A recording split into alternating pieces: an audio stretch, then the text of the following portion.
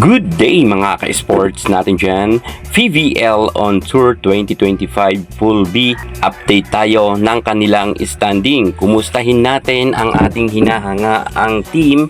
Makakapasok kaya sila para sa quarterfinal or mapapabilang sila sa malalaglag na team. Alam natin na 4 lang ang aabante sa next round at ang 2 ay tuluyan ng mamamaalam. Kaninong team ang aabante at kaninong team ang malalaglag? Well, sa vlog natin na ito sa Pool B, malinaw na makikita na ninyo kung sino talaga ang nanganganib na malaglag nga at wala ng pag-asa na umabante pa sa next round. Narito na, papasilip ko na sa inyo dahil ito ay hindi isang prediksyon, dahil ito ay talagang naka-standing sila mula sa unang pwesto hanggang sa pinakakulelat na pwesto. Panoorin nyo ang ating vlog hanggang sa dulo, pero bago ang lahat, kung bago ka muna sa aking channel, subscribe na, click ang ating notification bell para lagi kang updated sa lahat ng issues sa volleyball. Susunod na.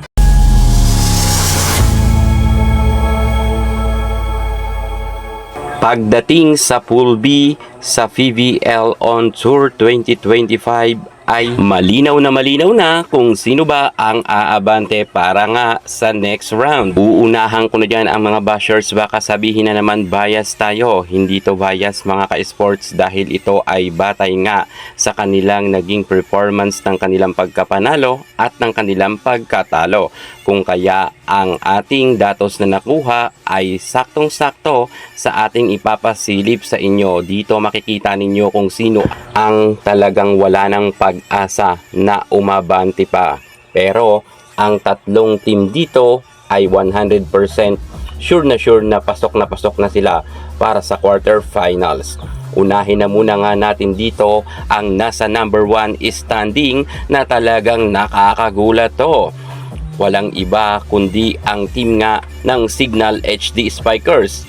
Paano ba naman ay meron na silang 3 win at wala pa nga silang talo? Yes, wala pang nakatalo kahit isang team sa Signal HD Spikers. Pagdating sa Pool B, pinataob nga ng Signal HD ang Creamline Cool Smashers na malakas at ang Capital One Solar Spikers at ang Akari Chargers. Hindi nga yan nakaporma pagdating sa Signal. Silang tatlong team ang tuluyan ng pinaluhod ng HD Spikers. Samantalang ang Creamline nakakagulat nga sapagkat nabokya nga sila pagdating sa Signal. Well, syempre, babawi dyan ang Creamline sa next round at sure naman tayo na makakapasok dyan ang Creamline. Speaking sa makakapasok, nasa number 2 standing ang Creamline Cool Smashers kung saan meron na nga silang 2 win and 1 loss. Ito nga yung sinasabi ko sa inyo na natalo nga ang Creamline Cool Smashers ng Signal HD Spikers. Ngunit pinataob naman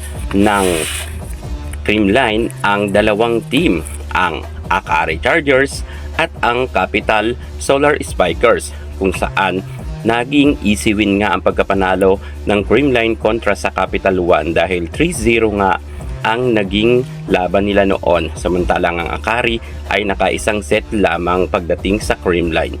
So ibig sabihin, safe na safe ang Creamline. Pasok yan sa next round. Syempre ang kupunan naman ni Maylin pa at ay nasa number 3 standing. Nagbabalik na nga si Mama P kung saan nga meron na nga rin silang 2 panalo. At take note wala pang nakakatalo sa Cheritigo kahit isang team at talagang kaabang-abang nga ang kanilang magiging laban ng Signal dahil wala pa rin talo.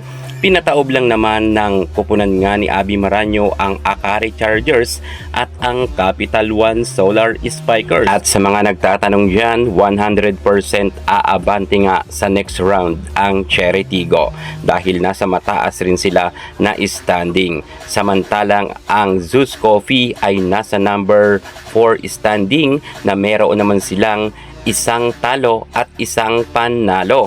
Nalusutan nga rin ng Zeus Coffee Thundervels ang Capital One Solar Spikers kung saan naging mahigpit ang kanilang labanan dahil inabot nga ito sa 5th set. At dahil ginalingan nga ni Miner kung kaya nakuha nila ang pagkapanalo at player of the game nga siya dyan. Samantalang ang nasabi naman nating Akari Chargers ay nasa number 5 standing kung saan isa pa lang ang kanilang panalo. Nalusutan nga ng Akari Chargers ang Zeus Coffee sa score na 3-2. Samantalang ang kanilang talo naman ay 3 na. Malala na to dahil dito pa lang ay kitang-kita natin na mukhang malalaglag na ang Akari at wala na ngang pag-asa umabante ang koponan ni Ivy Lacsina sa next round. Mukhang mahina ngayon ang Zeus Coffee sapagkat 3 talo na nga sila. Samantalang nasa 6 standing naman ang Capital One Solar Spikers kung saan naman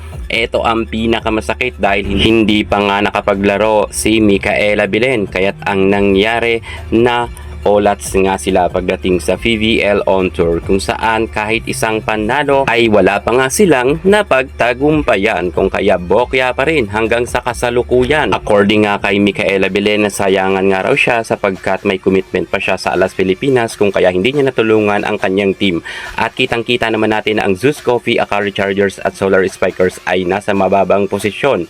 Akari at Solar Spikers, yan dalawang yan ay mukhang wala na talagang pag-asa. Pero ang Zeus Coffee, meron pa yan pag-asa. Lalo na ang Capital ay talagang wala na dahil naka-4 na games na nga sila at 4 na ang kanilang pagkatalo.